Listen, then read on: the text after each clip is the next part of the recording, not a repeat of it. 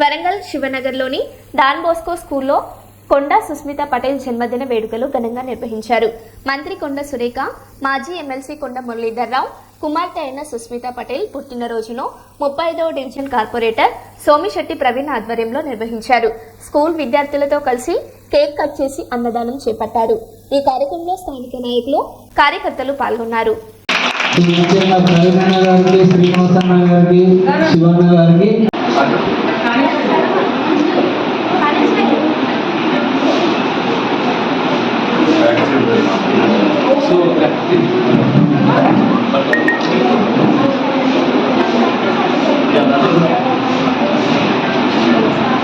గట్టిగా చప్పట్లు కొట్టాలి. సో బట్టే ఈ పెద్ద పిల్లలందరూ కూడా పడిపోయిండ్రు, ఇంకా పోవాలి. దానికి మన అందరూ సహకారం కావాలి. ప్రతి ఒక్కరు అంటే 8వ తరగతి తర్వాత మన ఆడపిల్లలు ఎవరు బడికి పోతలేరు. దాన్ని మనం ఇంకొంచెం బలోపేతంగా అవేర్నెస్ పెట్టిన తల్లిదండ్రులు కూడా అంతే, వాళ్ళు అంతే అవేర్ అయి ఉన్నారు. కాకపోతే మనము మన స్థానిక మనం చూపుతున్నామన్న ఈసారి. సో గట్టిగా అందరూ ఒకసారి లోకల్ చెప్పిన సో ఒకసారి థ్యాంక్ యూ చెప్తాం అందరికి. సో పిల్లల్ని ఎప్పుడు గుర్తుపెట్టుకోండి అన్న, మాకు ఈ పిల్లలు బండిలో ఉండడమే మా ముఖ్య ఉద్దేశం, వేరేది ఏమీ లేదు. Thank you.